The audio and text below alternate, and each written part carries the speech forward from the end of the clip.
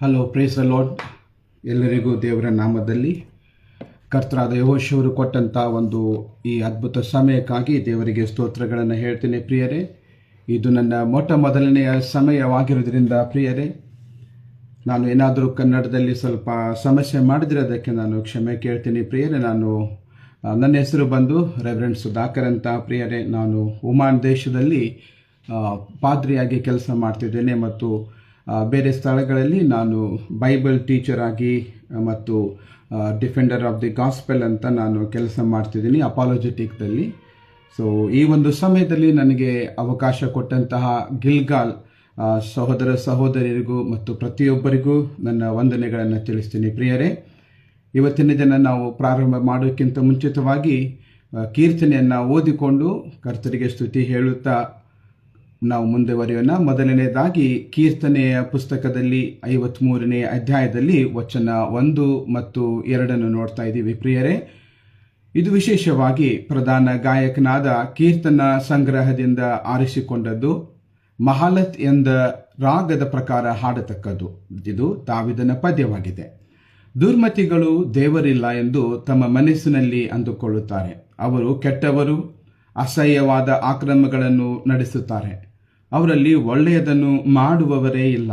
ಮನುಷ್ಯರಲ್ಲಿ ತನ್ನ ಸಾನ್ನಿಧ್ಯವನ್ನು ಅಪೇಕ್ಷಿಸುವ ಬುದ್ಧಿವಂತರು ಇದ್ದಾರೋ ಎಂದು ದೇವರು ಆಕಾಶದಿಂದ ಮನುಷ್ಯರನ್ನು ನೋಡಲಾಗಿ ಒಳ್ಳೆಯದನ್ನು ನಡೆಸುವವರು ಒಬ್ಬರೂ ಇಲ್ಲ, ಅವರೆಲ್ಲರೂ ದ್ರೋಹಿಗಳಾಗಿದ್ದಾರೆ ಎಂಬುದಾಗಿ ಹೇಳುತ್ತೆ ಪ್ರಿಯರೇ.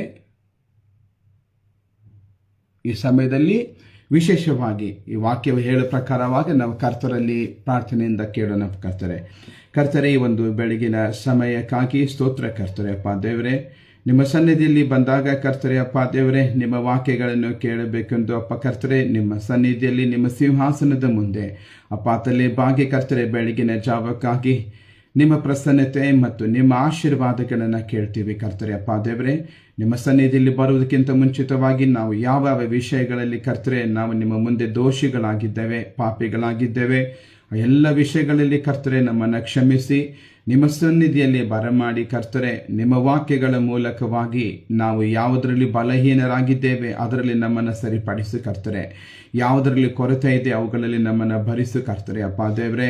ಯಾವುದೇ ಕಾರಣಕ್ಕಾಗಿಯೂ ಕರ್ತರೆ ಅಪ್ಪ ದೇವರೇ, ಕೂಟ ಮುಗಿಯುವವರೆಗೂ ಸಂದೇಶ ಮುಗಿಯುವವರೆಗೂ ಯಾವುದೇ ರೀತಿಯ ಡಿಸ್ಟರ್ಬೆನ್ಸ್ಗಳು ಆಗದ ಹಾಗೆ ಕರ್ತರೆ ನಮ್ಮೊಂದಿಗೆ ಮಾತನಾಡುತ್ತಾ ಪ್ರತಿಯೊಂದು ಸೈತಾನ ಶಕ್ತಿಗಳನ್ನು ಬಂಧಿಸಿ ಕರ್ತರೆ ಈ ವಾಕ್ಯಗಳನ್ನು ಕೇಳುವಂತಹ ಪ್ರತಿಯೊಂದು ಸಹೋದರ ಸಹೋದರಿಯರು ಕೂಡ ಕರ್ತರೆ ಆಳವಾಗಿ ನಿಮ್ಮ ವಾಕ್ಯಗಳನ್ನು ಅರ್ಥ ಮಾಡಿಕೊಳ್ಳುವುದರಲ್ಲೂ ಅದಕ್ಕಿಂತ ಹೆಚ್ಚಾಗಿ ಕರ್ತರೆ ನಿಮ್ಮನ್ನು ತಿಳಿದುಕೊಂಡವರಾಗಿ ನಿಮ್ಮ ಸನ್ನಿಧಿಯಲ್ಲಿ ಬರುವಂತೆ ನಿಮ್ಮ ಮಕ್ಕಳಾಗಿರುವಂತೆ ಕರ್ತರೆ ಪ್ರತಿಯೊಬ್ಬರನ್ನ ಆಶೀರ್ವದಿಸಿರಿ ಎಂಬುದಾಗಿ ಈ ಪ್ರಾರ್ಥನೆಯನ್ನು ಕರ್ತರಾದ ಯೆಹೋಶುವರ ನಾಮದಲ್ಲಿ ಬೇಡುತ್ತೇನೆ ದೇವ. ಆಮೇನ್ ಆಮೇನ್. ಪ್ರಿಯರೇ, ಕೀರ್ತನೆಯನ್ನು ನಾವು ನೋಡುವಾಗ ವಿಶೇಷವಾಗಿ ಇದು ದಾವೀದರ ಪ್ರಾರ್ಥನೆಯಾಗಿದೆ. ದಾವೀದರು ಯಾವುದೇ ಶಬ್ದವನ್ನು ಉಪಯೋಗ ಮಾಡಿದ್ರೂ ಕೂಡ ಆ ಶಬ್ದದಲ್ಲಿ ಆಳವಾದಂಥ ಅರ್ಥವಿರುತ್ತೆ ಮತ್ತು ಅದು ನಮಗೆ ಆಧ್ಯಾತ್ಮಿಕವಾಗಿ ಆತ್ಮಿಕವಾಗಿ ಜೊತೆಯಲ್ಲಿ ದೈಹಿಕವಾಗಿ ಕೂಡ ನಾವು ಬಲಾಢ್ಯರಾಗಿ ಇರುವುದಕ್ಕೆ ಸಹಾಯ ಮಾಡುತ್ತದೆ ಎಂಬುದಾಗಿ ನಾವು ದಾವೀದರ ವೈಯಕ್ತಿಕ ಜೀವನದಿಂದ ನೋಡ್ತಿದ್ದೀವಿ ಪ್ರಿಯರೇ.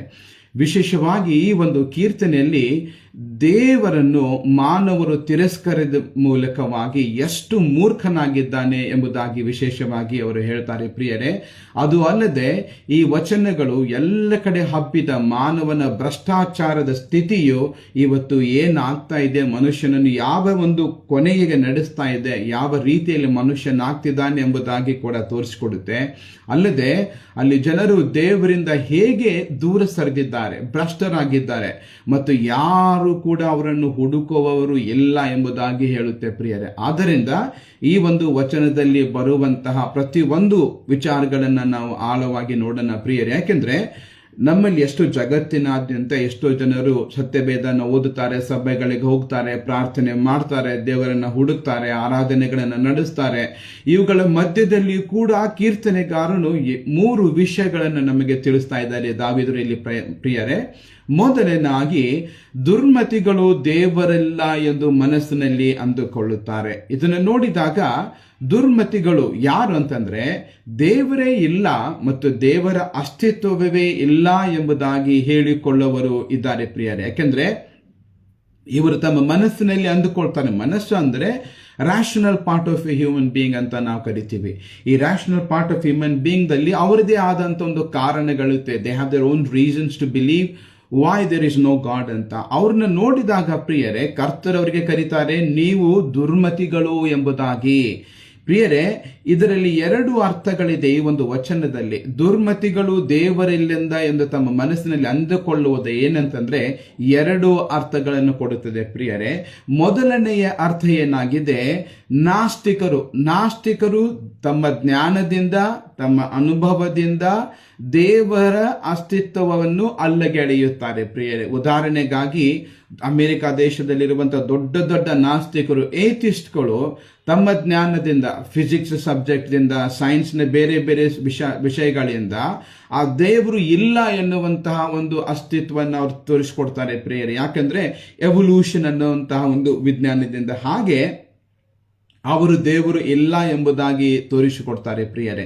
ಅನುಭವಗಳಿಂದ ಅಂತಂದ್ರೆ ನಮ್ಮ ಬೌದ್ಧ ಧರ್ಮದ ಸ್ಥಾಪಕರಾದಂತಹ ಗೌತಮ ಬುದ್ಧ ಅಥವಾ ಸಿದ್ಧಾರ್ಥನು ಕೂಡ ದೇವರು ಇಲ್ಲ ಅನ್ನುವುದನ್ನ ತನ್ನ ಒಂದು ವೈಯಕ್ತಿಕ ಅನುಭವದಿಂದ ಹೇಳ್ತಾರೆ. ಆದ್ರೆ ಯಾವುದೇ ನನಗೆ ತಿಳಿದ ಪ್ರಕಾರವಾಗಿ ಓದುವ ಪುಸ್ತಕಗಳ ಪ್ರಕಾರ ದೊಡ್ಡ ದೊಡ್ಡ ವಿಜ್ಞಾನಿಗಳು ಕೂಡ ಒಪ್ಕೊಳ್ತಾರೆ ದೇವರು ಇದ್ದಾನೆ, ದೇವರು ಈ ರೀತಿಯಾಗಿದ್ದಾನೆ, ಒಂದು ವ್ಯಕ್ತಿಯಾಗಿದ್ದಾನೆ, ಆತನ ಕಾರ್ಯಗಳು ತೋರಿಸಿಕೊಡುತ್ತೇವೆ ಎಂಬುದಾಗಿ ಹೇಳುವಂತದ್ದು ಉತ್ತರವನ್ನು ನಾವು ನೋಡ್ತೀವಿ. ಎರಡನೆಯದಾಗಿ ದೇವರು ಇಲ್ಲ ಅಂತ ಯಾರು ಹೇಳ್ತಿದ್ದಾರೆ ಅಂದ್ರೆ ಇಲ್ಲಿ ಉಪಯೋಗವಾಗಿರುವಂತ ಶಬ್ದ, ವಿಶೇಷವಾಗಿ ಒಂದು ಹಿಬ್ರು ಭಾಷೆಯಲ್ಲಿ ನಾನು ಬೈಬಲ್ ಅನ್ನ ನೋಡುವಾಗ ಪ್ರಿಯರೇ ಅಲ್ಲಿ ದೇವರು ಇಲ್ಲ ಅಂತ, ದೇವರನ್ನುವಂತ ಕನ್ನಡ ಶಬ್ದಕ್ಕೆ ಉಪಯೋಗವಾಗಿರುವಂತ ಇಬ್ರಿಯ ಭಾಷೆಯ ಶಬ್ದ ಎಲೋಹೀಮ್ ಅಂತ ಇದೆ ಪ್ರಿಯರೇ. ಎಲೋಹೀಮ್ ಅಲ್ಲಿ ನಾವು ದೇವರ ವಾಕ್ಯ ಬಗ್ಗೆ ವಿಷಯದಲ್ಲಿ ಬಂದಾಗ ಕರ್ತರ ಒಂದು ಪರ್ಸನಲ್ ಪ್ರೊನೌನ್ ಅಂತ ವೈಯಕ್ತಿಕವಾಗಿ ಅವರ ಬಗ್ಗೆ ಹೇಳಬೇಕಾದ್ರೆ ಯಾಹ ಅಂತ ಬರುತ್ತೆ, ಎಲ್ ಅಂತ ಬರುತ್ತೆ. ಆದ್ರೆ ಯಾವಾಗ ಸತ್ಯವೇದದಲ್ಲಿ ಮೊದಲನೇದಾಗಿ ಆದಿಕಾಂಡ 1ನೇ ಅಧ್ಯಾಯ 2ನೇ ವಚನದಲ್ಲಿ ಕೂಡ ಬರುತ್ತೆ, ಮತ್ತೆ 1ನೇ ವಚನದಲ್ಲಿ ಕೂಡ ಬರುತ್ತೆ, ಅಲ್ಲಿ ಎಲೋಹೀಮ್ ಅಂತ ಬಂದಾಗ ಅದು ಎಲ್ಲ ದೈವಶಾಸ್ತ್ರಜ್ಞರು ಹೇಳುವ ಪ್ರಕಾರವಾಗಿ ತ್ರೈಕತ್ವದಲ್ಲಿ ಒಂದಾಗಿರುವ 3 ದೇವರು ವ್ಯಕ್ತಿತ್ವಗಳನ್ನ ತಿಳಿಸುವಂತ ಒಂದು ಪರಿಚಯ ಆಗಿದೆ. ಆ ರೀತಿಯಲ್ಲಿ ಕರ್ತರು ಹೇಳ್ತಿದ್ದಾರೆ ಎಲೋಹೀಮ್ ಎಂಬುದಾಗಿ. ಎಲೋಹೀಮ್ ಅನ್ನ ಅರತಿಲ್ಲ, ಅವರು ಅಲ್ಲಗೆಳಿತಾರೆ. ಅಂದ್ರೆ ಯಾವ ರೀತಿ ಅಂದ್ರೆ ನಮ್ಮ ದಿನನಿತ್ಯದ ಜೀವನದಲ್ಲಿ ನಾವು ಪ್ರಾರ್ಥನೆ ಮಾಡ್ತೇವೆ, ಬೋಧನೆಗಳನ್ನ ಮಾಡ್ತೇವೆ, ಸತ್ಯವೇದನ ಓದುತ್ತೀವಿ, ಆದ್ರೂ ಕೂಡ ನಾವು ನಿಜವಾಗಿಯೂ ಆ ತ್ರೈಕತ್ವದ ದೇವರ ಬಗ್ಗೆ ಆಳವಾಗಿ ನಾವು ತಿಳ್ಕೊಂಡಿಲ್ಲ ಪ್ರಿಯರೇ. ತಂದೆಯಾದ ದೇವರು ಯಾರಾಗಿದ್ದಾರೆ, ಕುಮಾರರಾದ ದೇವರು ಯಾರಾಗಿದ್ದಾರೆ, ಪರಿಶುದ್ಧಾತ್ಮರು ಯಾರಾಗಿದ್ದಾರೆ, ಈ ವಿಚಾರಗಳನ್ನು ಪ್ರಿಯರೇ ಎಷ್ಟೋ ಜನರು ತಿಳಿದುಕೊಳ್ಳದೆ ಇವತ್ತು ದೇವಜನರು ಅಂದ್ಕೊಳ್ತಾರೆ.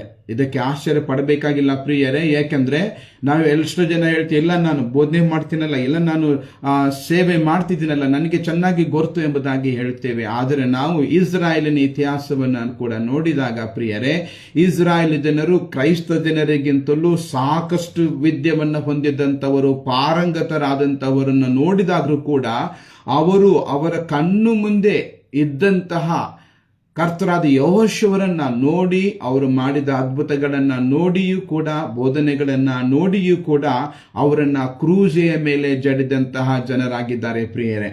ಅದೇ ರೀತಿಯಾಗಿ ನಾವು ಕೂಡ ನಮ್ಮ ಜೀವನದಲ್ಲಿ ನಾನು ದೇವರ ವ್ಯಕ್ತಿಯು, ನಾನು ದೇವರ ಸೇವಕನು, ದೇವರ ಮಗನು, ದೇವರ ಮಗಳು ಅಂತ ನಾನು ಹೇಳಿಕೊಳ್ಳುವಾಗ ನಿಜವಾಗಿ ನಾನು ದೇವರ ಅಸ್ತಿತ್ವವನ್ನು ನಾನು ತಿಳ್ಕೊಂಡು ಆಗಿರಬೇಕು ಪ್ರಿಯರೇ.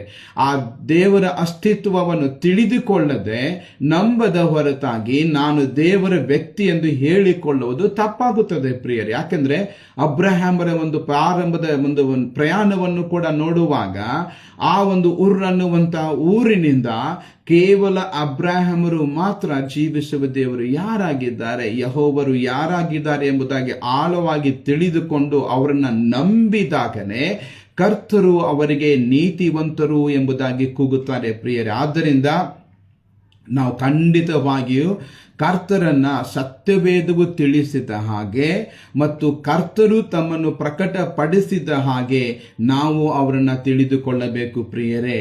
ಅದರಲ್ಲಿ ನಾವು ತಪ್ಪಿದರೆ ಅಕಸ್ಮಾತ್ ಆಗಿ ನಾನು ಸತ್ಯವೇದ ಯಾವ ರೀತಿಯಾಗಿ ಅವ್ರನ್ನ ಪ್ರಸ್ತುತಪಡಿಸ್ತದೆ, ಯಾವ ರೀತಿಯಾಗಿ ನಾವು ಸತ್ಯವೇದದಲ್ಲಿ ಅವ್ರನ್ನ ನೋಡ್ತೀವಿ, ಅದೇ ರೀತಿಯಾಗಿ ನಾವು ಅವ್ರನ್ನ ತಿಳಿದುಕೊಳ್ಳದೆ ಹೋದ್ರೆ, ನಂಬದೆ ಹೋದ್ರೆ ನಾವು ಕೂಡ ಮೂರ್ಖರಾಗ್ತೀವಿ ಪ್ರಿಯರೇ. ಏಕೆಂದ್ರೆ ಯೆರೆಮೀಯರ ಪ್ರವಾದನೆಯ ಪುಸ್ತಕದಲ್ಲಿ 4ನೇ ಅಧ್ಯಾಯದಲ್ಲಿ 22ನೇ ವಚನದಲ್ಲಿ ಹೇಳ್ತಾರೆ. ನೋಡಿ ಯಾರ ಬಗ್ಗೆ ಹೇಳ್ತಾರೆ ಇವರು? ತಮ್ಮ ಜನರ ಬಗ್ಗೆ, ತಮ್ಮ ಮಕ್ಕಳ ಬಗ್ಗೆನೇ ಹೇಳ್ತಾರೆ. ಯೆರೆಮೀಯ 4:22, ನನ್ನ ಜನರು ಮೂರ್ಖರು.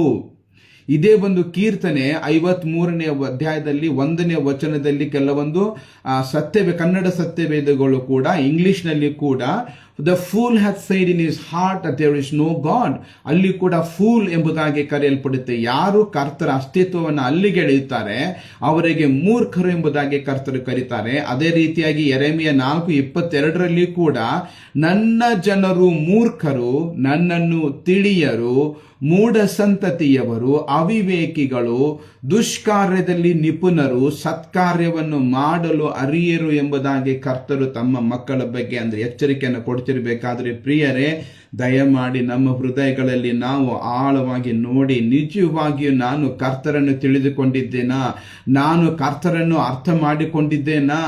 ಏಕೆಂದರೆ ಪ್ರಿಯರೇ, ನಾವು ಕರ್ತರಾದ ಯೆಹೋಶುವರ 12 ಶಿಷ್ಯರುಗಳನ್ನು ನೋಡುವಾಗ, ಕೊನೆಯ ಸಮಯದಲ್ಲಿ ಕ್ರೂಜೆವರೆಗೂ ನೋಡುವಾಗ, ಕರ್ತರು ಅಷ್ಟೊಂದು ಜನರಿಗೆ ಊಟ ಹಾಕಿ ಗುಣ ಮಾಡಿ ಎಷ್ಟೋ ಜನರಿಗೆ ಸಾವಿನಿಂದ ಎಬ್ಬಿಸಿದರೂ ಕೂಡ ಆ ಕ್ರೂಜೆ ಸಮಯದಲ್ಲಿ ಬರುವವರು ಕೇವಲ ಒಬ್ಬರೇ, ಯೋಹಾನರು. ಆದ್ದರಿಂದ ಪ್ರಿಯರೇ, ನಾವು ಬಹಳವಾಗಿ ಎಚ್ಚರವಾಗಿರಬೇಕು. ಅದೇ ರೀತಿಯಾಗಿ ಯೆಶಾಯರ ಒಂದು ಪ್ರವಾದನೆಯಲ್ಲಿ ಕೂಡ 1ನೇ ಅಧ್ಯಾಯದಲ್ಲಿ ವಚನ 2, 3 ಕೂಡ ಅದನ್ನೇ ಹೇಳುತ್ತೆ. ಆಕಾಶ ಮಂಡಲವೇ ಆಲಿಸು, ಭೂಮಂಡಲವೇ ಕೇಳು, ಯೆಹೋವನು ಮಾತನಾಡುತ್ತಿದ್ದಾನೆ. ನಾನು ಸಾಕಿ ಸಲಹಿದ ಮಕ್ಕಳೇ ನನಗೆ ದ್ರೋಹ ಮಾಡಿದ್ದಾರೆ. ಎತ್ತು ಯಜಮಾನನನ್ನು, ಕತ್ತೆ ಒಡೆಯನ ಕೊಟ್ಟಿಗೆಯನ್ನು ತಿಳಿದಿರುವುದು, ಆದರೆ ಇಸ್ರಾಯೇಲ್ ಜನರಿಗೋ ತಿಳುವಳಿಕೆ ಇಲ್ಲ, ನನ್ನ ಪ್ರಜೆಯು ಆಲೋಚಿಸುವುದಿಲ್ಲ ಎಂಬುದಾಗಿ ಕರ್ತರು ಇಸ್ರಾಯೇಲ್ ಸಂತತಿಗೋಸ್ಕರವಾಗಿ ಹೇಳ್ತಿದ್ದಾರೆ. ಅವರಿಗೆ ಒಂದು ಕರ್ತರ ಮೂಲಕವಾಗಿ, ಮೋಶೆಯರ ಮೂಲಕವಾಗಿ ಅವರಿಗೆ ಮೋಶೆಯರ ಒಂದು ನಿಯಮಗಳು ಕೊಡಲ್ಪಟ್ಟವು. ಕರ್ತರು ಅವರೊಂದಿಗೆ ಮಾತನಾಡಿದರು, ಅವರ ಮಕ್ಕಳಾಗಿದ್ದರೂ ಕೂಡ ಕರ್ತರು ಹೇಳ್ತಾರೆ ಅವರು ನನ್ನನ್ನು ಅರಿಯರು ಎಂಬುದಾಗಿ. ಹೊಸ ಒಡಂಬಡಿಕೆಯಲ್ಲಿ ಕೂಡ ಕರ್ತನಾದ ಯೆಹೋಶುವರು ಹೇಳ್ತಾರೆ, ಕೊನೆಯ ದಿನಗಳಲ್ಲಿ ಆ ದಿನ ಅವರು ಹೇಳ್ತಾರೆ, ಕರ್ತರೇ ನಿಮ್ಮ ನಾಮದಲ್ಲಿ ನಾವು ಬೋಧನೆ ಮಾಡಿದ್ದೇವೆ, ನಿಮ್ಮ ನಾಮದಲ್ಲಿ ಅದ್ಭುತ ಕಾರ್ಯಗಳನ್ನು ಮಾಡಿದ್ದೇವೆ. ತಮ್ಮ ಎಲ್ಲಾ ಲಿಸ್ಟ್ಗಳನ್ನು ಅವರು ಕೊಟ್ಟರು ಕೂಡ ಕರ್ತರೇ ನಿಮಗೋಸ್ಕರವಾಗಿ, ನಿಮ್ಮ ನಾಮದಲ್ಲಿ ನಿಮಗೋಸ್ಕರ ನಾವು ಮಾಡಿದೀವಿ ಅಂದಾಗ್ನೂ ಕೂಡ ಕರ್ತರು ಹೇಳ್ತಾರೆ, ನೀವು ಯಾರು ಎಂಬುದಾಗಿ ನಾನು ಅರಿಯುವುದಿಲ್ಲ. ಯಾಕಂದ್ರೆ ಪ್ರಿಯರೇ, ನಾನು ಕರ್ತರನ್ನ ಅರಿಯದೆ, ಅವರನ್ನ ವೈಯಕ್ತಿಕವಾಗಿ ತಿಳಿಯದೆ ನಾನು ಅವರೊಂದಿಗೆ ಅನ್ಯೋನ್ಯತೆಯಲ್ಲಿ ಬರುವುದಕ್ಕೆ ಸಾಧ್ಯವೇ ಇಲ್ಲ ಪ್ರಿಯರೇ. ಹಾಗೇನೆ ನಾನು ಅರ್ಥ ಮಾಡಿಕೊಂಡು ಅವರ ಸಂಬಂಧದಲ್ಲಿ ಬಂದಾಗ ಕರ್ತರು ಕೂಡ ನಮ್ಮನ್ನು ಅರ್ಥ ಮಾಡಿಕೊಂಡು ನಮ್ಮ ಸಂಬಂಧದಲ್ಲಿ ಬರುವುದಕ್ಕೆ ಸಾಧ್ಯ. ಯಾಕೆಂದ್ರೆ ಇಬ್ಬರು ಒಬ್ಬರು ಅರ್ಥ ಮಾಡಿಕೊಳ್ಳದೆ ಸಂಬಂಧದಲ್ಲಿ ಬರುವುದಕ್ಕೆ ಸಾಧ್ಯ ಇಲ್ಲ ಪ್ರಿಯರೇ. ಕರ್ತರು ಹೇಳ್ತಿದ್ದಾರೆ, ಎಚ್ಚರವಾಗಿರಿ. ಇನ್ನು ಕೆಲವು ಜನರು ಪ್ರಿಯರೇ, ಅವರು ನೋಡಿದಾಗ ಆ ಒಂದು ಕ್ರಿಸ್ತಿಯ ಜನರನ್ನು ನೋಡಿದಾಗ ಅವರು ಕ್ರಿಸ್ತಿಯರೆಂದು ಕರೆದುಕೊಳ್ತಾರೆ. ಆದರೆ ಉನ್ನತ ಸ್ಥಾನದಲ್ಲಿ ಇದ್ರೂ ಕೂಡ, ಅವ್ರ ಸೇವಕರಂತ ಕರೆದುಕೊಂಡ್ರು ಕೂಡ ಅವರ ಜೀವನದಲ್ಲಿ ದೇವರು ಇಲ್ಲದ ರೀತಿಯಲ್ಲಿ ಅವರು ಇರ್ತಾರೆ. ಅವರ ಜೀವನದಲ್ಲಿ ನಗು ಇಲ್ಲ, ಶಾಂತಿ ಇಲ್ಲ, ಸಂತೋಷ ಇಲ್ಲ, ತಾಳ್ಮೆ ಇಲ್ಲ, ನಂಬಿಕೆ ಇಲ್ಲ ಪ್ರಿಯರೇ. ಬೋಧನೆಯಲ್ಲೂ ಇಲ್ಲ, ಅವರ ಜೀವಿತದಲ್ಲೂ ಕೂಡ ಇಲ್ಲ ಪ್ರಿಯರೇ. ಅದಕ್ಕೆ ದೇವರು ಹೇಳ್ತಾರೆ, ನಿಜವಾಗಿ ನಾನು ಪರೀಕ್ಷೆ ಮಾಡಿಕೊಳ್ಳಬೇಕು ಪ್ರಿಯರೇ. ನಾನು ಆ ಕರ್ತರನ್ನ ತಿಳಿದುಕೊಂಡಿದ್ದೇನೆ, ಅವರು ಯಾರಾಗಿದ್ದಾರೆ ಎಂಬುದಾಗಿ. ಎರಡನೆಯದಾಗಿ ಪ್ರಿಯರೇ, ಕರ್ತರು ಹೇಳ್ತಾರೆ ಈ ವಚನದಲ್ಲಿ, 2ನೇ ವಚನದಲ್ಲಿ ಪ್ರಿಯರೇ, ಮನುಷ್ಯರಲ್ಲಿ ತನ್ನ ಸಾನ್ನಿಧ್ಯವನ್ನ ಅಪೇಕ್ಷಿಸುವ ಬುದ್ಧಿವಂತರು ಇದ್ದಾರು ಎಂದು ದೇವರು ಆಕಾಶದಿಂದ ಮನುಷ್ಯರನ್ನು ನೋಡಿದರು ಅಥವಾ ನೋಡಲಾಗಿ. ನೋಡಿ ಪ್ರಿಯರೇ, ಕರ್ತರು ಮನುಷ್ಯನ ಮೇಲೆ ಇರುವ ತಮ್ಮ ಅಪಾರವಾದ ಪ್ರೀತಿಯಲ್ಲಿ ಆಸಕ್ತಿಯಲ್ಲಿ ಅವರು ಆಕಾಶದಿಂದ ನನ್ನನ್ನು ಹುಡುಕುವಂಥವರು, ನನ್ನ ಸನ್ನಿಧಿಯನ್ನು ಬಯಸುವಂಥವರು, ನನ್ನನ್ನು ಬಯಸುವಂಥವರು ಯಾರಾದರೂ ಇದ್ದಾರೆ ಎಂಬುದಾಗಿ ಪ್ರತಿ ಬಾರಿ ಕರ್ತರು ನೋಡ್ತಿದ್ದಾರೆ ಪ್ರಿಯರೇ. ಏಕೆಂದರೆ ಅವರಲ್ಲಿ ಇರುವಂಥ ಉತ್ಸಾಹ, ಒಂದು ಕಾಳಜಿಯಲ್ಲಿ ನಮ್ಮ ನೈತಿಕತೆ ಯಾವ ರೀತಿಯಾಗಿದೆ, ನಮ್ಮ ನೈತಿಕತೆ ಅದೇ ರೀತಿಯಾಗಿ ಇದೆಯೋ, ನಾಶವಾಗಿದೆಯೋ, ನೈತಿಕತೆಯಲ್ಲಿ ನಾವು ಬಿದ್ದವರಾಗಿ ದೇವರಿಂದ ದೂರ ಹೋಗಿದ್ದೆ ಎಂಬುದಾಗಿ ಕರ್ತರು ನಮ್ಮನ್ನು ಪರೀಕ್ಷೆ ಪಡಿಸ್ತಾರೆ ಪ್ರಿಯರೇ. ನಮ್ಮಲ್ಲಿ ಕರ್ತರಿಂದ ನಾವು ಬರ್ತೀವಿ, ಎಷ್ಟೋ ಕ್ರೈಸ್ತ ಜನರನ್ನ ನಾನು ನೋಡ್ತಿರ್ತೀನಿ, ಮಾತಾಡ್ತಾ ಇರ್ತೀನಿ ಪ್ರಿಯರೇ. ನೋಡಿದಾಗ ಎಲ್ಲ ಜನರು ಕರ್ತರಿಂದ ಅದ್ಭುತ ಕಾರ್ಯಗಳನ್ನು ಬಯಸ್ತಾರೆ. ಅವರು ಎಲ್ಲರೂ ತಮ್ಮ ಕುಟುಂಬಗಳ ಮೇಲೆ ಆಶೀರ್ವಾದವನ್ನ ಕೇಳ್ತಾರೆ. ಕರ್ತರೆ ನಮಗೆ ಅದು ಬೇಕು, ಕರ್ತರೆ ನಮಗೆ ಇದು ರೋಗ ಇದೆ, ಕರ್ತರೆ ನಮ್ಮನ್ನು ಗುಣಪಡಿಸು, ಕರ್ತರೆ ನಮಗೆ ಒಂದು ವಾಹನ ಕೊಡಿಸು, ಕರ್ತರೆ ಒಂದು ಮನೆಯನ್ನು ಕಟ್ಟುವುದಕ್ಕೆ ಸಹಾಯ ಮಾಡು, ಒಂದು ಸಂಬಂಧನ ಹುಡುಕೋದರಲ್ಲಿ ಸಹಾಯ ಮಾಡು, ಒಂದು ಕೆಲಸ ಸಿಗುವುದರಲ್ಲಿ ಸಹಾಯ ಮಾಡು. ಈ ರೀತಿಯಾಗಿ ಪ್ರತಿಯೊಬ್ಬನು ಕರ್ತರಿಂದ ಒಂದಲ್ಲ ಒಂದು ಆಶೀರ್ವಾದನ ಕೇಳ್ತಾರೆ ಪ್ರಿಯರೇ. ರೋಗದಿಂದ ಗುಣ ಆಗ್ಬೇಕಂತ ಕೇಳ್ತಾರೆ. ಎಲ್ಲರೂ ಕರ್ತರಿಂದ ಬಯಸ್ತಾರೆ. ಆದರೆ ಅವರ ಸನ್ನಿಧಿಯನ್ನ ಬಯಸುವವರು ಮಾತ್ರ ಬಹಳ ಕಡಿಮೆ ಪ್ರಿಯರೇ. ಅವರ ಸನ್ನಿಧಿಯನ್ನ ಬಯಸುವರು ಮಾತ್ರ ಬಹಳ ಕಡಿಮೆ. ಅಷ್ಟೆಲ್ಲ ಜನರ ಮಧ್ಯದಲ್ಲಿಯೂ ಎಲ್ಲರಿಗೂ ಊಟ ಹಾಕ್ತಾರೆ, ಎಲ್ಲರಿಗೂ ಗುಣ ಮಾಡ್ತಾರೆ. ಆದರೆ ಕೇವಲ 3 ಜನರನ್ನ ಯಾವಾಗಲೂ ಅವರ ಹತ್ತಿರವಾಗಿಯೇ ಇಟ್ಟುಕೊಳ್ತಾರೆ. ಯಾಕಂದ್ರೆ ಆ 3 ಕರ್ತರ ಸನ್ನಿಧಿಯನ್ನ ಬಯಸುವಂತವರಾಗಿದ್ದರು, ಯಾವಾಗಲೂ ಕರ್ತರ ಸನ್ನಿಧಿಯಲ್ಲಿ ಇರಬೇಕೆಂಬುದಾಗಿ ಬಯಸುವವರಾಗಿದ್ದರು. ನಾವು ಕೂಡ ನಮ್ಮನ್ನ ಪರೀಕ್ಷಿಸಿಕೊಳ್ಬೇಕು ಪ್ರಿಯರೇ. ಏಕೆಂದ್ರೆ ಯೆಶಾಯ ಪ್ರವಾದನೆಯಲ್ಲಿ ಹೇಳುತ್ತೆ, ನಿಮ್ಮ ಪಾಪಗಳು ನನ್ನಿಂದ ನಿಮ್ಮನ್ನ ದೂರ ಮಾಡಿದೆ. ನಿಮ್ಮ ಪಾಪಗಳು ಕರ್ತರ ಅನ್ಯೋನ್ಯತೆಯಲ್ಲಿ ಬರುವುದಕ್ಕೆ ನಮಗೆ ಸಹಾಯ ಮಾಡುವುದಿಲ್ಲ ಪ್ರಿಯರೇ. ಅದಕ್ಕೆ ಅಪೊಸ್ತಲ ಪೌಲರು ಕೂಡ 2ನೇ ಕೊರಿಂಥ ಪುಸ್ತಕದಲ್ಲಿ 13ನೇ ಅಧ್ಯಾಯದಲ್ಲಿ 5ನೇ ವಚನದಲ್ಲಿ ಹೇಳ್ತಾರೆ, ನೀವು ಕ್ರಿಸ್ತ ನಂಬಿಕೆಯಲ್ಲಿ ಇದ್ದೀರೋ ಇಲ್ಲೋ ಎಂದು ನಿಮ್ಮನ್ನು ನೀವು ಪರೀಕ್ಷಿಸಿಕೊಳ್ಳಿ. ನೋಡಿ ಪ್ರಿಯರೇ, ಇದು ನಿಜವಾಗಿಯೂ ಬಹಳ ಯೋಚನೆ ಮಾಡುವಂತ ವಿಷಯವಾಗಿದೆ. ಎಲ್ಲರೂ ನಾನು ಕ್ರಿಸ್ತನವನು ಎಂಬುದಾಗಿ ಹೇಳುವವನು ಕ್ರಿಸ್ತನವನಾಗುವುದಿಲ್ಲ ಪ್ರಿಯರೇ. ಆದರೆ ಕರ್ತರಾದ ಯೆಹೋಶುವರನ್ನ ಆಳವಾಗಿ ತಿಳಿದುಕೊಂಡು ಅವರು ಯಾರಾಗಿದ್ದಾರೆ ಎಂಬುದಾಗಿ ಅರ್ಥ ಮಾಡಿಕೊಂಡು ಅವರನ್ನು ಆಶಿಸಿ ಅವರ ಅನ್ಯೋನ್ಯತೆಯಲ್ಲಿ ಬರುವಾತರು ಮತ್ತು ಅವರಿಗೋಸ್ಕರವಾಗಿ ಸಾಕ್ಷಿಯಾಗಿ ಬಲವಾಗಿ ನಿಲ್ಲುವಂತವರು ಆಗಿರಬೇಕು ಪ್ರಿಯರೇ. ಯಾಕೆಂದ್ರೆ ನೋಡಿ, ಅದೇ ವಚನದಲ್ಲಿ 13:5 2ನೇ ಕೊರಿಂಥದಲ್ಲಿ, ನಿಮ್ಮನ್ನು ನೀವೇ ಪರಿಶುದ್ಧಿಸಿಕೊಳ್ಳಿರಿ, ಯೇಸು ಕ್ರಿಸ್ತನು ನಿಮ್ಮಲ್ಲಿದ್ದಾನೆಂಬುದು ನಿಮಗೆ ತಿಳಿಯುವುದಿಲ್ಲವೋ, ಆತನು ನಿಮ್ಮಲ್ಲಿದ್ದರೆ ಇಲ್ಲದಿದ್ದರೆ ನೀವು ಅಯೋಗ್ಯರು. ನೋಡಿ, ಎಷ್ಟೋ ಜನರು ಮಾರ್ಮಿಕವಾಗಿ ಕರ್ತರನ್ನು ನಂಬ್ತಾರೆ. ಆದರೆ ನಿಜವಾಗಿ ನಾನೇ ಮಾರ್ಗವು ಸತ್ಯವೂ ಜೀವವು, ನನ್ನನ್ನು ಹೊರತುಪಡಿಸಿ ತಂದೆಯ ಬಳಿಗೆ ಯಾರು ಬರುವುದಿಲ್ಲ ಅನ್ನುವುದನ್ನು ಅರ್ಥ ಮಾಡಿಕೊಳ್ಳುವುದಿಲ್ಲ ಪ್ರಿಯರೇ. ಕರ್ತರು ನಾ ಹೇಳಿದಾಗ ನಾನೇ ಮಾರ್ಗ ಅಂದ್ರೆ ಏನು? ನಮ್ಮ ಸಿಟಿಗಳಲ್ಲಿ ಹಾಕಿದ ಟಾರ್ ರೋಡ್ಗಳ ರೀತಿಯಲ್ಲಿನ ನಾನೇ ಸತ್ಯವಂದ್ರೆ ಏನು? ನಿನ್ನ ಸುಳ್ಳು ಹೇಳ್ಬೇಡ, ಸತ್ಯ ಹೇಳು, ಆ ಸತ್ಯನ ಅಲ್ಲ. ಜೀವ ಅಂದ್ರೆ ಏನು? ಆಸ್ಪತ್ರೆಯಲ್ಲಿ ಡಾಕ್ಟರ್ಗಳು ಮೆಡಿಸಿನ್ ಕೊಟ್ಬಿಟ್ಟು CPR ಮಾಡೋದಾ? ಅಲ್ಲ. ಆದರೆ ಇದಕ್ಕಿರುವ ಅರ್ಥನೇ ಬೇರೆ ಪ್ರಿಯರೇ. ಆ ರೀತಿಯಾಗಿ ಅವ್ರು ಹೇಳ್ತಾರಲ್ಲ, ತಮ್ಮ ಪರಿಚಯವನ್ನು ಎಕ್ಸೋಡಸ್ ಪುಸ್ತಕದಲ್ಲಿ ವಿಮೋಚನಾ ಕಾಂಡ ಪುಸ್ತಕ 3ನೇ ಅಧ್ಯಾಯದಲ್ಲಿ ಅವರು ಹೇಳಬೇಕಾದ ತಮ್ಮ ಪರಿಚಯನ ಕೊಡಬೇಕಾದ್ರೆ ನೋಡಿ, ಅವರ ನಾಮ ಏನೆಂಬುದಾಗಿ ಕೇಳಿದಾಗ ಕರ್ತರು ಹೇಳ್ತಾರೆ, ನಾನು ನಿನ್ನ ಮುಂದೆ ಹೋದಾಗ ನನ್ನ ನಾಮವು ಅವರ ನಾಮವನ್ನು ಮುಂದೆ ಹೋಯಿತು ಎಂಬುದಾಗಿದೆ. ಅದರ ಅರ್ಥ ಏನಾಗಿದೆ ಪ್ರಿಯರೇ? ಆ ರೀತಿಯಾಗಿ ನಾವು ಅರ್ಥ ಮಾಡಿಕೊಳ್ಳಬೇಕು. ಅಲ್ಲದೆ ಇವತ್ತಿನ ದಿನಗಳಲ್ಲಿ ಪ್ರಿಯರೇ, ನನ್ನ ಆಶೆ, ನನ್ನ ಬಯಕೆ ಏನಾಗಿದೆ ಎಂಬುದಾಗಿ ನಾನು ಪರೀಕ್ಷೆ ಮಾಡಿಕೊಳ್ಬೇಕು. ಯಾಕಂದ್ರೆ ನಮ್ಮ ಆಶೆಗಳು ಬಹಳ, ನಮ್ಮ ಬಯಕೆಗಳು ಕೂಡ ಬಹಳ ಆಗಿದೆ. ಆ ಆಶೆಗಳು ಮತ್ತು ಬಯಕೆಗಳಿರುವಂತಹ ಹೃದಯದ ಆಳದಲ್ಲಿ ಎಲ್ಲಾದರೂ ನಾನು ಕರ್ತರ ಸನ್ನಿಧಿಯನ್ನು ಬಯಸ್ತಾ ಇದ್ದೇನೆ ಪ್ರಿಯರೇ. ಅದು ಮುಖ್ಯವಾಗಿದೆ.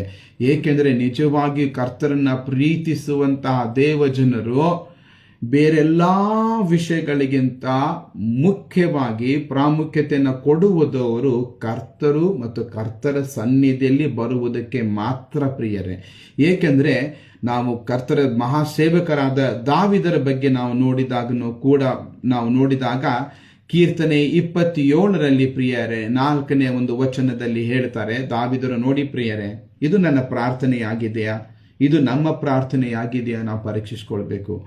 ನನ್ನ ಜೀವಮಾನದಲ್ಲೆಲ್ಲ ಯೆಹೋವನ ಮನೆಯಲ್ಲಿ ವಾಸ ಮಾಡುತ್ತಾ ಆತನ ಪ್ರಸನ್ನತೆಯನ್ನು ನೋಡುವುದಕ್ಕೂ ಆತನ ಮಂದಿರದಲ್ಲಿ ಧ್ಯಾನ ಮಾಡುವುದಕ್ಕೂ ನನಗೆ ಅಪ್ಪಣೆಯಾಗಬೇಕೆಂದು ಒಂದೇ ವರವನ್ನು ಯೆಹೋವನಿಂದ ಕೇಳಿಕೊಂಡು ಅದನ್ನೇ ನಾನು ಬಯಸುವನಾಗಿದ್ದೇನೆ. ನೋಡಿ ಪ್ರಿಯರೇ, ಇಲ್ಲಿ ದಾವೀದರು ಹೇಳ್ತಾರೆ, ಕರ್ತರೆ ನನಗೇನು ಬೇಡ, ಕರ್ತರೆ ನನಗೇನು ಬೇಡ, ಕರ್ತರೆ ನನಗೆ ಬೇಕಾಗಿದ್ದು ನೀವು ನೀವು ನೀವು ಮಾತ್ರ.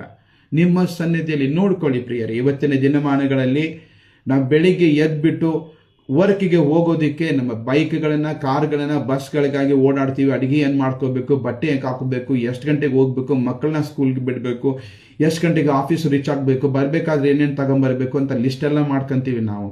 ಆದರೆ ಕರ್ತರ ಸನ್ನಿಧಿಯಲ್ಲಿ ನಾನು ಮೊದಲು ಬಂದಿದ್ದೇನಾ ಅಂತ ನೋಡ್ಕೊಳ್ಳೋದಿಲ್ಲ. ಎಷ್ಟೋ ಜನ ಹೇಳ್ತಾರೆ, ಪಾಸ್ಟ್ರೆ ನಿಮ್ಗೇನು ಗೊತ್ತು ನಮ್ಮ ಕಷ್ಟ, ಬೆಂಗಳೂರಿನಲ್ಲಿ ಇದ್ಕೊಂಡು ಹಂಗಿದೆ, ಹುಬ್ಳಿದಲ್ಲಿ ಇದ್ಕೊಂಡು ಹಿಂಗಿದೆ, ಅಷ್ಟೊಂದು ಬ್ಯೂಸಿ ಶೆಡ್ಯೂಲ್ ಇರುತ್ತೆ, ನಮಗೆ ನಿದ್ರೆ ಮಾಡೋದಕ್ಕೆ ಸಮಯ ಸಿಗಲ್ಲ, ಅಷ್ಟೊಂದು ಬ್ಯೂಸಿ ಅಂತ. ದಾವೀದರು ರಾಜರಾಗಿ ಅಷ್ಟೊಂದು ಅದ್ಭುತ ಕೀರ್ತನೆಗಳನ್ನು ಬರೀತಾರೆ, ರಾಜರಾಗಿ ಯುದ್ಧಗಳನ್ನು ಮಾಡ್ತಾರೆ, ರಾಜರಾಗಿ ಅವರದೇ ಕುಟುಂಬದ ಜವಾಬ್ದಾರಿಗಳು ಇದ್ದರೂ ಕೂಡ, ರಾಜ್ಯದ ಜವಾಬ್ದಾರಿಗಳು ಇದ್ದರೂ ಕೂಡ, ಶತ್ರುಗಳ ಮಧ್ಯದಲ್ಲಿನೂ ಕೂಡ ಅವರು 5 ಬಾರಿ ಪ್ರಿಯರೇ ಕರ್ತರ ಸನ್ನಿಧಿಗೆ ಬರ್ತಾ ಇದ್ದರು ಎಂಬುದಾಗಿ ಸತ್ಯವೇದ ತಿಳಿಸುತ್ತೆ. ಕಿಟಕಿಯಿಂದ ನಿಂತವರು ಯಾವಾಗಲೂ ಕೂಡ ಕರ್ತರ ಆಲಯದಕ್ಕೆ, ಗುಡಾರದ ಕಡೆಗೆ ಅವರ ಕಣ್ಣುಗಳು ಇರ್ತಿತ್ತು ಎಂಬುದಾಗಿ ಪ್ರಿಯರೇ. ಕೊನೆಯದಾಗಿ ಇನ್ನೊಂದು ವಿಷಯವನ್ನು ನಾವು ನೋಡಿಕೊಳ್ಳೋಣ ಪ್ರಿಯರೇ. ಅದೇ ಒಂದು ಅಧ್ಯಾಯದಲ್ಲಿ 3ನೇ ವಚನದಲ್ಲಿ ನೋಡಿ ಪ್ರಿಯರೇ, ಇದು ಬಹಳ ಅದ್ಭುತವಾದಂಥ, ನಾನು ಇದನ್ನ ಬೆಳಿಗ್ಗೆ ಡಿವೋಷನ್ದಲ್ಲಿ ಓದಬೇಕಾದಾಗ ನನಗೆ ಬಹಳ ಏನಂದ್ರೆ ಇಟ್ ಪ್ರಿಕ್ಟ್ ಮೈ ಹಾರ್ಟ್. ಒಳ್ಳೆಯದನ್ನು ನಡೆಸುವವರು ಒಬ್ಬರೂ ಇಲ್ಲ, ಅವರೆಲ್ಲರೂ ದ್ರೋಹಿಗಳು, ಕೆಟ್ಟು ಹೋದವರು ಎಂಬುದಾಗಿದೆ. ಒಳ್ಳೆಯವರು, ನಾನು ಅದನ್ನು ಗ್ರಾಮೆಟಿಕಲ್ ಇಬ್ಬರು ಭಾಷೆಯಲ್ಲಿ ಇದನ್ನು ನಾನು ಪರೀಕ್ಷೆ ಮಾಡ್ತಿರ್ಬೇಕಾದ್ರೆ, it doesn't talk about only the worldly people. ಅದು ಲೋಕದಲ್ಲಿರುವಂಥ ನಾಸ್ತಿಕರ ಬಗ್ಗೆ ಮಾತ್ರ ಮಾತಾಡಿದಲ್ಲ. ಆ ವಚನದಲ್ಲಿ ಬರುವಂಥ ಶಬ್ದ ನಾವು ನೋಡಿದಾಗ ಪ್ರಿಯರೇ, ಒಬ್ಬರೂ ಇಲ್ಲ ಅನ್ನೋದು it's a universal fact of a spiritual decline ಅಂತ ನಾನು ಇಂಗ್ಲಿಷ್ ಮೆಸೇಜ್ ಕೊಡಬೇಕಾದ್ರೆ ನಾನು ತಿಳಿಸಿದ್ದೆ ಪ್ರಿಯರೇ. ಅದರ ಅರ್ಥ ಎಲ್ಲ ಜನರು ಒಂದೇ ಆಗಿದ್ದಾರೆ, ಒಳ್ಳೆಯದನ್ನು ನಡೆಸುವವರು ಒಬ್ಬರೂ ಇಲ್ಲ. ನಾನು ಕ್ರಿಶ್ಚಿಯನ್ ಅಂತ ಹೇಳಿದ್ರು ಕೂಡ ನನ್ನಲ್ಲಿ ಕಪಟತನ ಇರುತ್ತೆ, ಸುಳ್ಳು ಇರುತ್ತೆ, ದ್ವೇಷ ಇರುತ್ತೆ, ಮೋಸ ಇರುತ್ತೆ, ಅಸೂಯೆ ಇರುತ್ತೆ. ಅದರ ಜೊತೆಗೆ ಹೆಚ್ಚಾಗಿ ಕರ್ತರ ಸನ್ನಿಧಿಯನ್ನು ಕೂಡ ನಾವು ಬಯಸುವುದಿಲ್ಲ, ಕ್ಷಮಾಪಣೆಯನ್ನು ಕೇಳುವುದಿಲ್ಲ, ಪರಿಶುದ್ಧಾತ್ಮರಿಂದ ಭರಿತರಾಗಿ ಪರಿಶುದ್ಧ ಜೀವಿತವನ್ನು ಜೀವಿಸುವುದಕ್ಕೆ ಕೂಡ ನಾವು ಪ್ರಯತ್ನವನ್ನು ಪಡುವುದಿಲ್ಲ ನಾವು. ಆದ್ದರಿಂದ ಇಲ್ಲಿ ಹೇಳ್ತಾರೆ ಪ್ರಿಯರೇ, ನಾವು ಎಚ್ಚರವಾಗಿದ್ಕೊಂಡು ಸತ್ಯವೇದದಲ್ಲಿ ನಾವು ನೋಡಿದಾಗ ಕರ್ತರು ತಮ್ಮ ಜನರ ಬಗ್ಗೆ ಹೆಮ್ಮೆಯಿಂದ ಸಾಕ್ಷಿ ಕೊಡ್ತಾರೆ. ಯಾಕಂದ್ರೆ ಇದು ಬಹಳ ಮುಖ್ಯವಾಗಿ ನಾನು ಪ್ರತಿ ಬಾರಿ ನನ್ನ ಒಂದು ಸಂದೇಶಗಳಲ್ಲಿ ಹೇಳ್ತಾ ಇರ್ತೀನಿ ಪ್ರಿಯರೇ, ಏನೆಂಬುದಾಗಿ, what you think about yourself doesn't matter, but what God thinks about you is what matters the most. ನಾನು ಹೇಳ್ತಿರ್ತೀನಿ, ಇದರ ಅರ್ಥ ನೀನು ನಿನ್ನ ಬಗ್ಗೆ ಏನು ಅಂದುಕೊಳ್ಳುತ್ತೀಯ ಅನ್ನೋದು ನಿಲ್ಲುವುದಿಲ್ಲ. ಕರ್ತರು ನಿಮ್ಮ ಬಗ್ಗೆ ಏನು ಅನ್ನುತ್ತಾರೆ, ಅವರ ಅನಿಸಿಕೆ ನಿಮ್ಮ ಬಗ್ಗೆ ಏನಿದೆ, ಏನು ಹೇಳ್ತಾರೆ, ಅದು ನಿಲ್ಲುತ್ತೆ ಶಾಶ್ವತವಾಗಿ ಎಂಬುದಾಗಿ. ಏಕೆಂದರೆ ನಾವು ಸತ್ಯವೇದದಲ್ಲಿ ನೋಡಿದಾಗ ಪ್ರಿಯರೇ, ದಾವೀದರ ಬಗ್ಗೆ ಕರ್ತರು ಹೇಳ್ತಾರೆ, ಅವ್ರನ್ನ ಆಯ್ದುಕೊಳ್ಳುವ ಸಮಯದಲ್ಲಿ ಸೌಲನನ್ನ ತಿರಸ್ಕಾರ ಮಾಡಿ ದಾವೀದನ್ನು ಆಯ್ಸ್ಕೋಬೇಕಾದ್ರೆ, the man after my own heart, ನನ್ನ ಹೃದಯದ ನಂತರ ಇರುವಂತಹ ವ್ಯಕ್ತಿ, ಆ ರೀತಿಯಾಗಿ ಯೋಚನೆ ಮಾಡುವಂತಹ ವ್ಯಕ್ತಿ, ನನ್ನ ಹೃದಯನ ಅರ್ಥ ಮಾಡಿಕೊಳ್ಳುವಂತಹ ವ್ಯಕ್ತಿ ದಾವೀದರು ಎಂಬುದಾಗಿ ಕರೀತಾರೆ ಪ್ರಿಯರೇ. ಅಬ್ರಹಾಮರನ್ನು ಕೂಡ ಅವರು ಇಟ್ಟಿರುವಂತಹ ಜ್ಞಾನ ಯಾವ ರೀತಿ ನೋಡಿ, ಆ ಒಂದು ಉರ್ರದಲ್ಲಿ ಎಲ್ಲ ನಾವು ಆರ್ಕಿಯಾಲಜಿಕಲ್ ಆಗಿ ನಾನು ನೋಡಿದಾಗ, ನಾನು ಕೂಡ ಒಂದು ಬಾರಿ ಈ ಒಂದು ಇರಾಕ್ಗೆ, ಬಾಬಿಲಾನ್ಗೆ ಹೋದಾಗ, ಈಗಿನ ಇರಾಕ್ ಹೋದಾಗ ಅಲ್ಲಿರುವಂಥ ಆರ್ಕಿಯಾಲಜಿಕಲ್ ಸ್ಥಳಗಳನ್ನು ನೋಡಿದಾಗ ಮತ್ತು ಬ್ರಿಟಿಷ್ ಮ್ಯೂಸಿಯಂದಲ್ಲಿ ಕೂಡ ನಾನು ನೋಡಿದ್ದೀನಿ. ಅಲ್ಲಿರುವಂಥ ಒಂದು ಪುರಾತತ್ವ ಶಾಸ್ತ್ರದ ಆಧಾರಗಳನ್ನು ನೋಡಿದಾಗ ಪ್ರಿಯರೇ, ಅಬ್ರಹಾಮರು ದೊಡ್ಡ ಒಂದು ಲೈಬ್ರರಿ ಅನ್ನುವಂಥ ಪುಸ್ತಕಗಳ ಮಂಡಲವನ್ನು ಹೊಂದಿದವರಾಗಿದ್ದರು.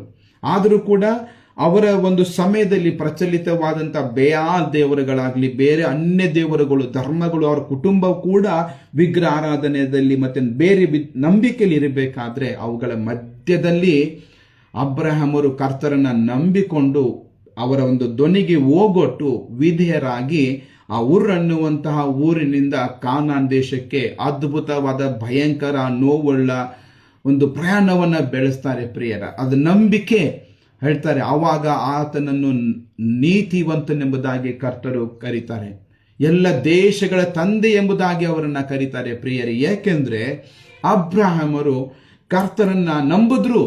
ಆ ನಂಬಿಕೆ was not a blind faith, it was a faith of reasoning. ಅವರು ವಿಚಾರಗಳಿಂದ, ಜ್ಞಾನದಿಂದ ಕರ್ತರನ್ನ ತಿಳಿಕೊಂಡವರಾಗಿದ್ದರು, ಅವರನ್ನ ಪ್ರಸ್ತುತಪಡಿಸುವವರಾಗಿದ್ದರು. ಮೋಶೆಯ ಬಗ್ಗೆ ಕೂಡ ಹೇಳ್ತಾರೆ, ಅವರಂತ ನಂಬಿಗಸ್ತ ವ್ಯಕ್ತಿ ಇಲ್ಲ. ಅಷ್ಟೊಂದು ನಂಬಿಕೆ ನೋಡಿ ಅವರು ಕೂಡ ಫೇರೋನ ಅರಮನೆಯಲ್ಲಿ ಚಿಕ್ಕ ಪಾಪವಾಗಿ ಬೆಳೆದು ಒಂದು ಈಜಿಪ್ತಿನ ಒಂದು ಸಂಪ್ರದಾಯ ಧರ್ಮದಲ್ಲಿ, ಜ್ಞಾನದಲ್ಲಿ ಪಾರಂಗತರಾಗಿ ಬೆಳೆದು ಕರ್ತರ ಕರೆ ಬಂದಾಗ ಅವರು ಹೋಗ್ಬಿಡ್ತಾರೆ. ಯಾಕಂದ್ರೆ ಅವ್ರಿಗೆ ಗೊತ್ತಿತ್ತು, ನಾನು ಆರಾಧಿಸಬೇಕಾದಂಥ ಕರ್ತರು ಬೇರೆ, ನಾನು ಸಂಬಂಧಪಟ್ಟಿದ್ದ ಕುಲ ಈಜಿಪ್ಟ್ ಅಲ್ಲ, ಇಸ್ರೇಲ್ದಲ್ಲಿರುವಂತಹ ಒಂದು ಕುಲ ಆಗಿದೆ ಲೇವಿಗಳು. ಈ ರೀತಿಯಾಗಿ ಪ್ರತಿಯೊಂದು ವಿಷಯವನ್ನ ಅರ್ಥ ಮಾಡಿಕೊಂಡವರಾಗಿದ್ರು. ಆ ಕರ್ತರು ಯಾರು ಅವ್ರಿಗೆ ಬಹಳ ಹೇಳಬೇಕಾಗಿಲ್ಲ. ನಾನೇ ಅಬ್ರಹಾಂ ಇಸಾಕರ ದೇವರು ಅಂತ ಅಂದ ತಕ್ಷಣನೇ ಮೋಶರಿಗೆ ಅರ್ಥ ಆಯ್ತು ಅವ್ರು ಯಾರಾಗಿದ್ದಾರೆ. ನೋಡಿ, ಆ ನಂಬಿಕೆಯಲ್ಲಿ ಸಂಪೂರ್ಣ ಈಜಿಪ್ತನ್ನ ಅವ್ರು ಎದುರು ಹಾಕೊಂಡ್ರು. ಯಾಕಂದ್ರೆ ಅವ್ರಿಗೆ ಗೊತ್ತಿತ್ತು ಯಾರನ್ನ ನಂಬಿದ್ದಾರೆ, ಆ ನಂಬಿದ ಕರ್ತರು ಯಾರಾಗಿದ್ದಾರೆ ಎಂಬುದಾಗಿ. ಪ್ರಿಯರೇ, ದಾನಿಯೇಲರ ಬಗ್ಗೆ ನೋಡಿ, ಯೋಬರ ಬಗ್ಗೆ ನೋಡಿ ಪ್ರಿಯರೇ. ಇಡೀ ಸತ್ಯವೇದದಲ್ಲಿನೂ ಯಾವುದೇ ವ್ಯಕ್ತಿಗೆ ಈ ಒಂದು ಯೋಬರಿಗೆ ಕೊಡಲ್ಪಟ್ಟಂತ ಒಂದು ಟೈಟಲ್ ಅನ್ನ ಕೊಡಲ್ಪಟ್ಟಿಲ್ಲ. ಸೈತಾನನಿಗೆ ಕರ್ತರು ಡೈರೆಕ್ಟ್ ಆಗಿ ಕೇಳ್ತಾರೆ, have you seen a man like Job on earth riches? ಭೂಮಿಯ ಮೇಲೆ ಯೋಬನಂತ ನೀತಿವಂತನು, ನಿಷ್ಕಳಂಕ ವ್ಯಕ್ತಿಯನ್ನು ನೀನು ನೋಡಿದ್ದೀಯಾ? ಅದರಲ್ಲಿ ಯಾರು ಇಲ್ಲ ಪ್ರಿಯರೇ, ಕೇವಲ ಯೋಬರ ಬಗ್ಗೆ ಅವರು ಹೇಳ್ತಾರೆ ಕರ್ತರು. ಯಾಕೆ ಪ್ರಿಯರೇ? ನೋಡಿ, ಆತನ ಮಕ್ಕಳು ತೀರು ಹೋದ್ರು, ಆಸ್ತಿ ಎಲ್ಲ ತೀರು ಹೋಗಿ ಆತನೊಬ್ಬ ಶೇಖ್ ಆಗಿದ್ರು. ಅವರು ನಾನು ಇರುವುದು ಸೋಹಾರದಲ್ಲಿ ಪ್ರಿಯರೇ. ರೀಸೆಂಟ್ ಆಗಿನೂ ಕೂಡ ನಾನು ನಮ್ಮೆಲ್ಲ ಚರ್ಚ್ ಜನರ ಜೊತೆ ಈ ಒಂದು ಯೋಬರು ಇದ್ದಂತಹ ಸ್ಥಳಕ್ಕೆ, ಸಲಾಲ ಅಂತ ಕರಿತೀವಿ, ಅದಕ್ಕೆ ನಾನು ಪ್ರಯಾಣ ಮಾಡಿ ಅಲ್ಲಿ ನೋಡ್ತಾ ಇರ್ತೀನಿ ಏನಿದೆ ಸಲಾಲದಲ್ಲಿ. ಯೋಬರು ಇದ್ದಂಥ ಒಂದು ಸ್ಥಳ, ಅವರು ಪ್ರಾರ್ಥನೆ ಮಾಡ್ತಿದ್ದಂಥ ಸ್ಥಳಗಳಿಗೆ ನಾನು ಹೋದಾಗನು ಕೂಡ ನೋಡಿ, ಅವರಿಗೆ ಶೇಖ್ ಅಂತ ಕರೀತಾರೆ. ಒಮಾನ್ ದೇಶದ, ಆಗಿನ ಒಂದು ಒಮಾನ್ ಯೆಮೆನ್ ಕೂಡಿದಂಥ ದೇಶದ ಶೇಖ್ ಅವರು, ಮಹಾನ್ ಶ್ರೀಮಂತರು. ನಮ್ಮ ಹತ್ರ ಒಂದು ನೌಕರಿ ಹೋಯ್ತಂದ್ರೆ ಗಾಡ್, ವೈ ಮೈ ಗಾಡ್, ಯಾಕಪ್ಪ ದೇವ್ರೆ ಅಳೋದಕ್ಕೆ ಶುರು ಮಾಡ್ತೀವಿ. ಒಂದು ಸಂಬಂಧ ಮುರಿದು ಹೋದ್ರೆ ಅಬ್ಬಾ ಕಣ್ಣೀರು. ನಾವು ಅತಿಯಾಗಿ ಪ್ರೀತಿ ಮಾಡೋ ಯಾವ್ದಾದ್ರು ಒಂದು ವ್ಯಕ್ತಿ ಸತ್ತೋದ್ರೆ ಆಕಾಶನೇ ತಲೆ ಮೇಲೆ ಬಿದ್ದಂಗೆ ಮಾಡ್ತೀವಿ. ನಮ್ಮ ಬಿಸ್ನೆಸ್ ಹೋಯ್ತಂದ್ರೆ ಮುಗಿದು, ವೇರ್ ಈಸ್ ಗಾಡ್? ಯಾಕೆ ದೇವ್ರು ನನ್ನೊಂದಿಗೆ ಹಿಂಗೆ ಮಾಡಿದ್ರು? ನಾನು ಯಾಕೆ ದೇವ್ರನ್ನ ನಂಬಬೇಕು? ಎಲ್ಲವನ್ನ ಕಳ್ಕೊಂಡಿದ್ದೀನಿ ಅಂತೀವಿ. ಆದರೆ ನೋಡ್ರಿ, ಯೋಬರನ್ನ ಯಾಕೆ ಆ ಒಂದು ನಂಬಿಕೆ ಇತ್ತು? ಅವ್ರು ಹೇಳ್ತಾರೆ, though he slay me I know that he is God. ಅವರು ನನ್ನನ್ನು ಸೀಡ್ ಹಾಕಿದ್ರು ಕೂಡ ನನಗೆ ಗೊತ್ತು ಅವರು ದೇವರಾಗಿದ್ದಾರೆ ಮತ್ತು ಕೊನೆಯ ದಿನದಲ್ಲಿ ನನಗೋಸ್ಕರವಾಗಿ ಅವರು ನಿಲ್ತಾರೆ ಎಂಬುದಾಗಿ ಕೂಡ ಯೋಬರು ಅಷ್ಟು ಖಡಾಖಂಡಿತವಾಗಿ ಹೇಳ್ತಾರೆ.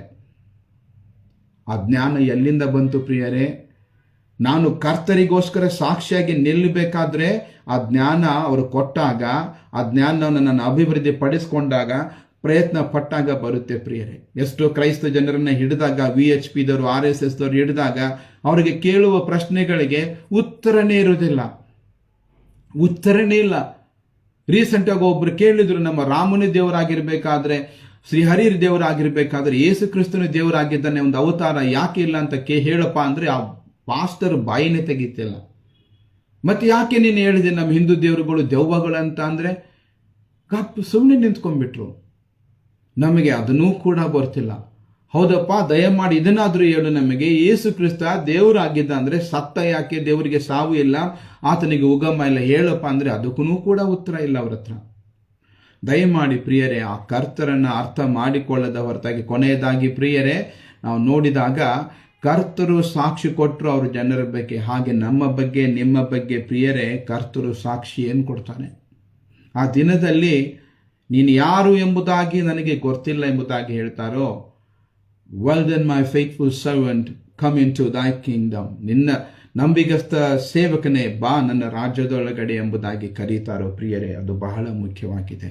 ಮೊದಲನೇ ಕೋರಿಂತ ಓದಿ ನಾನು ಮುಕ್ತಾಯಗೊಳಿಸ್ತೀನಿ ಪ್ರಿಯರೇ. 40 ಆಗ್ತಾ ಇದೆ, 7:40. 1ನೇ ಕೋರಿಂತ 9ನೇ ಅಧ್ಯಾಯ 26 ಮತ್ತು 27ನೇ ವಚನದಲ್ಲಿ, ಆದ್ದರಿಂದ ನಾನು ಸಹ ಗೊತ್ತು ಗುರಿಯಿಲ್ಲದವನಂತೆ ಓಡುವುದಿಲ್ಲ. ನೋಡಿ, ಅಪೊಸ್ತಲ ಪೌಲರು ಹೇಳ್ತಾರೆ, ಎಷ್ಟೋ ಜನರು ಇವತ್ತು ಕ್ರೈಸ್ತ ಸಹೋದರಿಯರು ಕ್ರಿಸ್ತಿಯರು ಇದನ್ನೇ ಮಾಡ್ತಿದ್ದಾರೆ. hit around the bush of their faith, hit around the bush of their belief system. ಅವ್ರೇನು ನಂಬಿದ್ದಾರೆ, ಅವ್ರೇನು ಬೋಧನೆ ಮಾಡ್ತಿದ್ದಾರೆ, ಎಲ್ಲಿ ನಿಂತ್ಕೊಂಡಿದ್ದಾರೆ ಅಂದರೆ ಈ ರೀತಿಯಾಗಿ ಗೊತ್ತು ಗುರಿ ಇಲ್ಲದವನಂತೆ ಓಡಾಡ್ತಾ ಇದ್ದಾರೆ ಪ್ರಿಯರೇ. ಆದರೆ ಅಪೊಸ್ತಲ ಪೌಲರು ಕೂಡ ನಿಮ್ಮ ಹಾಗೆ ಒಂದು ಮನುಷ್ಯರು. ಹೊಸ ಒಡಂಬಡಿಕೆಯಲ್ಲಿ ಯಾವುದೇ ವ್ಯಕ್ತಿಯು ಕೂಡ ಪ್ರಿಯರೇ, ನಾನು ಅಷ್ಟು ದೊಡ್ಡ ವ್ಯಕ್ತಿ, ನಾನು ಕರ್ತನನ್ನು ತಿಳಿದವನಾಗಿದ್ದೇನೆ, ನಾನು ಮಹಾನ್ ನೀತಿವಂತನು, ನಾನು ಬಲಾಢ್ಯನು, ನಂಬಿಕೆಯಲ್ಲಿ ನನ್ನ ಹಾಗೆ ಯಾರು ಇಲ್ಲ ಅಂತ ಒಬ್ಬ ದೇವಸೇವಕರು ಕೂಡ ಹೇಳುವುದಿಲ್ಲ. ಬದಲಾಗಿ ತಗ್ಗಿಸಿಕೊಳ್ತಾರೆ ಪ್ರಿಯರೇ. ಅಕಸ್ಮಾತ್ ಆಗಿ ಯಾರಾದರೂ ಹೇಳಿದರಾದರೆ ಕರ್ತರು ಕೂಡ ಅವರನ್ನು ತಿದ್ದುವಂತವರಾಗಿದ್ದಾರೆ ಪ್ರಿಯರೇ. ಏಕೆಂದರೆ ನಾವು ನೋಡ್ತೀವಿ, ಎಲೈಜಾ ಅವರು ಒಂದು ಸಮಯದಲ್ಲಿ ಹೇಳ್ತಾರೆ, ಕರ್ತರೆ ನಾನು ಒಬ್ಬನೇ ಇಸ್ರಾಯೇಲದಲ್ಲಿ ಜೆಜೆಬೆಲಳ ಕೈಯಲ್ಲಿ ಸತ್ತೋಗಿದ್ದ ಎಲ್ಲರೂ ನಾನು ಒಬ್ಬನೇ ಓಡಿ ಬಂದಿದ್ದೇನೆ ಎಂಬುದಾಗಿ. ಕರ್ತರು ಹೇಳ್ತಾರೆ, ಎಲ್ಲಪ್ಪ ಮೂರ್ಖ ನೀನು, ನಾನು ನನಗೋಸ್ಕರವಾಗಿ ನಿನಗಿಂತ ದೊಡ್ಡ ಸಂಖ್ಯೆಯಲ್ಲಿ ನಾನು ಇನ್ನೂ ಕೂಡ 1000ವರೆಗೂ ನಾನು ಜನರನ್ನು ಇಟ್ಟಿದ್ದೇನೆ ನನಗೋಸ್ಕರ. ಅವರು ಆ ಬಾಲನಿಗೆ ತಲೆ ಬಾಗದೆ ಇನ್ನೂ ಇದ್ದಾರೆ. ಎಲೈಜಾ ಅವರಿಗೆ ತಿಳಿಯಲಿಲ್ಲ, ನಾನು ಒಬ್ಬನೇ ಅಂತ ಅಂದ್ಕೊಂಡ್ರು.